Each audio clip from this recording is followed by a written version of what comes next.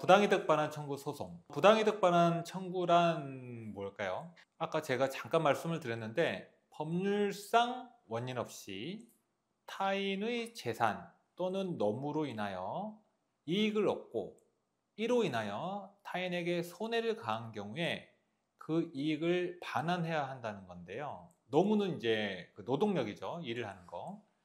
타인과의 관계에서 타인은 이익을 얻고 본인은 손해를 입었는데 계약상 관계가 없다. 계약상 관계가 있으면 당연히 계약상 책임을 물어야 되고요. 계약상 관계가 없다 한 경우에는 부당이득 반환 청구가 가능할지 검토가 필요합니다. 한번 내용을 살펴볼게요. 어떤 경우인지. 부당이득 반환 청구 요건이 있습니다. 항상 법률 문제는 요건들이 있어요. 요건을 충족해야지 그 권리가 확실하게 확보가 됩니다. 그리고 법원도 승소 판결을 해주는 거죠. 먼저 일반적 요건, 이익의 취득이 있어야 됩니다. 이익을 취득하였는지 여부는 실질적으로 판단을 해요. 예컨대 A가 회사 자금을 횡령하면서 자신의 B의 계좌에 잠시 자금을 이체했어요. 그리고 곧바로 자신의 계좌로 다시 이체를 했습니다. 이럴 때 회사가 B를 상대로 부당이득 반환 청구를 할 수 있느냐? B는 실질적으로 이득을 얻은 게 없다. 그러므로 B는 부당이득 반환 청구 소송을 B에게 청구하면 그거는 청구 기각, 패소가 된다는 겁니다. 당연히 A를 상대로 하면 되겠죠. 그리고 이익의 취득 계속 살펴볼게요. 타인 소유 토지 위에 법률상 원인 없이 건물을 소유하고 있을 때 건물을 소유한 자는 그 자체로서 부지 토지를 사용 수익하는 경우예요. 그래서 실질적으로 건물을 사용 수익하지 않았더라도 특별한 사정이 없는 이상 토지 사용이익, 즉 차임이죠. 상당을 부당이득한 것이다. 그러므로 반환해야 된다는 것입니다. 제 땅이 있어요. 그런데 누군가가 그 땅 위에 아무런 이유도 없이 나한테 얘기도 하지 않고 집을 짓고 살고 있어요. 그럴 때 바로 그 땅 월세, 차임에 상당하는 부당이득을 반환해라 라고 청구할 수 있다는 겁니다. 물론 이제 건물 청약고도 할 수 있고 여러 가지 권리가 있을 수는 있는데 부당이득 반환이 그런 거다라고 이해해 주시면 좋을 것 같습니다. 그리고 손해가 발생해야 돼요. 상대방에게는 이익이 발생했고 나에게는 손해가 있어야지 부당이득 반환 청구를 할 수 있습니다. 그 손해가 어떤 손해냐? 손실자의 손해는 사회통념상 손실자가 당의 재산으로부터 통상 수익할 수 있을 것으로 예상되는 이익 상당입니다. 아까 그 본부장님 사례에서 본부장님이 내가 어차피 그 놀고 있는 땅인데 그 위에 집을 짓고 있다고 해서 부당이득 반환 청구를 하는 건 뭔가 좀 이상하지 않나요? 라고 저한테 말씀을 하시더라고요. 그런데 그 땅 주인은 언제든지 그 땅을 누군가에게 빌려주고 차임을 받을 수 있는 상황이었거든요. 그래서 다른 용도로 사용하지 않고 있다 하더라도 내가 그것으로 이익을 얻을 수 있었다라고 하면 손해가 발생했다라고 인정을 해준다는 겁니다. 예컨대 또 사례를 볼게요. 무효인 매매 계약에 기해 대금을 은행 정기예금에 예치해서 얻은 이자 상당액, 이것도 사회통념상 부당이득 반환의 대상이 되는 손해에 해당한다. 집을 팔기로 매매 계약을 체결했어요. 그리고 대금을 받았어요. 그리고 그 대금을 좀 이자가 높은 정기예금에 넣어놓은 거예요. 그런데 그 매매 계약이 어떤 문제가 있어가지고 해제가 됐어요. 그럼 무효거든요. 그럴 때 그 정기예금에서 얻은 이자까지 돌려줘야 되느냐? 판례는 그것도 손해에 해당되기 때문에 돌려줘라 라고 봤다는 겁니다. 이게 좀 문제되는 사안이에요. 토지 소유자가 일단의 택지를 조성 분양하면서 개설한 도로의 경우에 특단의 사정이 없는 이상 모든 사람에게 통행할 권한을 부여한 것이고 배타적 사용 수익권을 포기한 것이다. 그래서 점유자를 상대로 부당이득 반환 청구를 할 수 없다라고 봤습니다. 이렇게 토지 소유자가 여러 가지 택지를 개발했어요. 그러면서 가운데에 도로를 놨어요. 근데 도로를 나뿐만 아니라 여러 사람이 사용을 할 수 있겠죠. 그럼 그 도로 사용료를 내라라고 이제 하는 거죠. 그런데 배타적 사용 수익권을 포기한 거기 때문에 그것은 손해로 보기가 어렵다라고 판례가 맞다는 겁니다.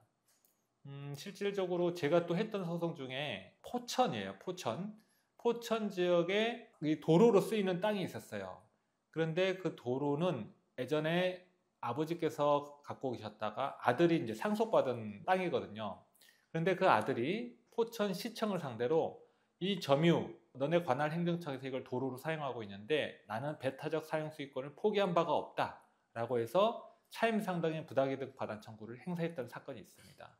그럴 때 포천시청에서는 아니다, 도로로 사용하면서 너가 배타적 사용 수익권을 포기했다라고 주장을 했어요. 그런데 그런 주장이 인정이 되려면 여러 가지 정황들, 언제부터 언제까지 이게 도로로 사용되었는지, 그리고 어떤 뭐 서로 간에 얘기가 있었는지, 내용 증명 우편을 주고 받았는지, 이제 이런 것들이 인정이 돼야 되거든요. 그런데 그 사안에서는 배타적 사용 수익권을 포기했다고 볼 수 없다라고 해서 부당이득 반환 청구가 인용된 사례도 있습니다. 그러니까 사안마다 달라요. 그리고 요건 중에 또 인과관계가 있어야 돼요. 손해를 본 사람의 손해와 이득을 본 사람의 이익이 관계가 있어야 된다는 겁니다. 그래야지 부당이득 반환 청구를 할 수 있어요. 그 인과관계에 대해서는 판례는 이른바 사회관념상 인과관계, 사회관념으로 봤을 때 아까 이제 사회통념이라고도 했잖아요. 그러니까 자연계에 계신 분들은 이런 용어에 대해서 좀 이해를 못 하시더라고요. 도대체 사회통념이 뭐냐, 사회관념이라는 게 뭐냐 라고 얘기를 하시는데, 쉽게 말씀드리면 상식이에요. 상식적으로 봤을 때 이게 연결되어 있다라고 보면 인과관계가 인정된다는 거예요. 그런 상식은 사실 자연과학적으로 0, 1 뭐 이렇게 딱딱 자를 수가 없는 개념이거든요. 그리고 시대에 따라서도 바뀝니다. 그러니까 법률도 그런 어떤 인문사회적인 요소들이 많기 때문에 사회통념 또는 사회관념이라는 용어를 많이 쓰고 구체적으로 사건을 해결하는데 하나의 기준으로 쓰고 있습니다. 유형별 고차를 볼게요. 부당이득 반환의 몇 가지 종류들이거든요. 급부 부당이득, 어떨 때 부당이득 반환 청구를 할 수 있느냐, 그런 거를 이해해 주시면 좋을 것 같습니다.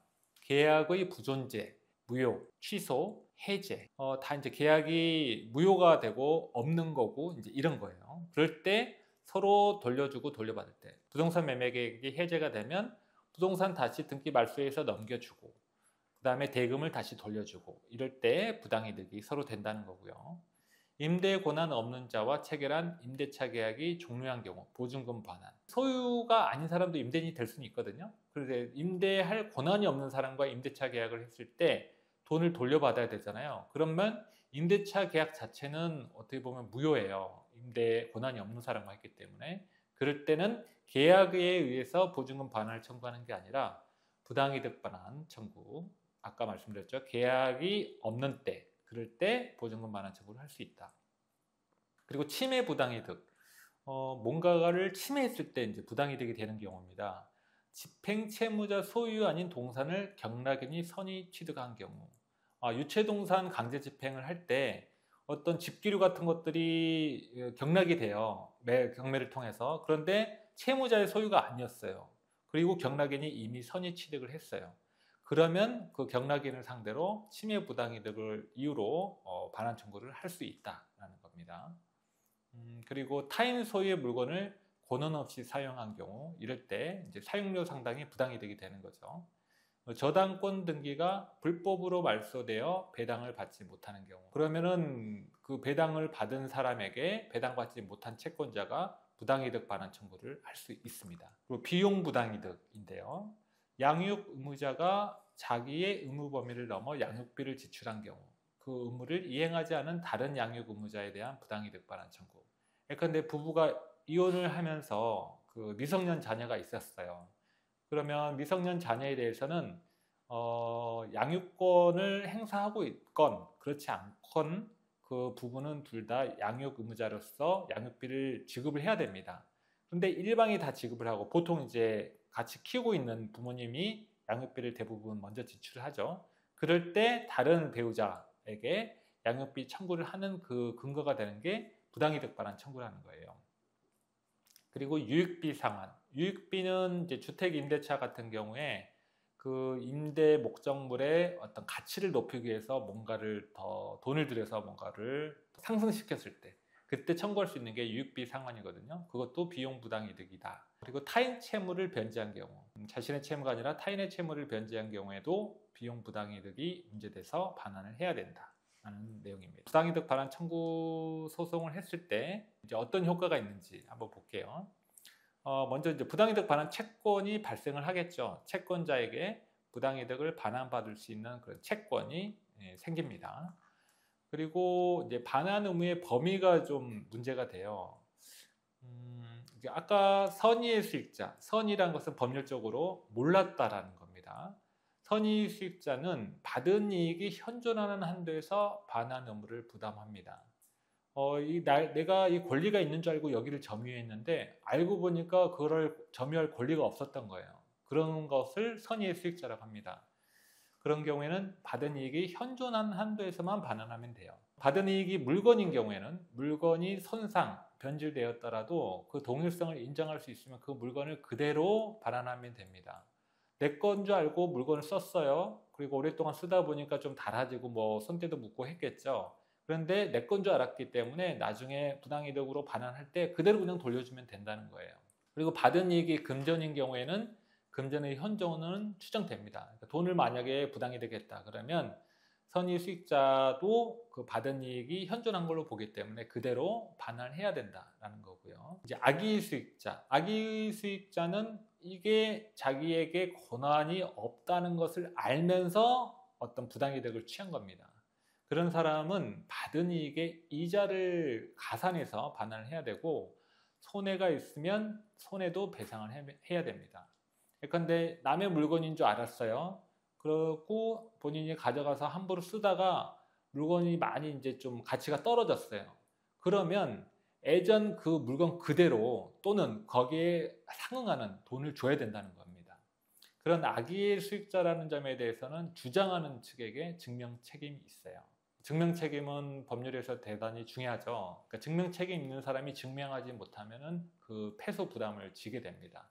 어떤 사안들이 다툼이 있을 때 모든 요건을 그 판사님 다 알 수가 없거든요. 판사는 하느님이 아니기 때문에. 그래서 자기에게 유리한 것은 자기가 증명을 해야 돼요. 그것을 증명하지 못하면 패소의 부담을 부담합니다. 그게 바로 증명 책임이라는 거고요.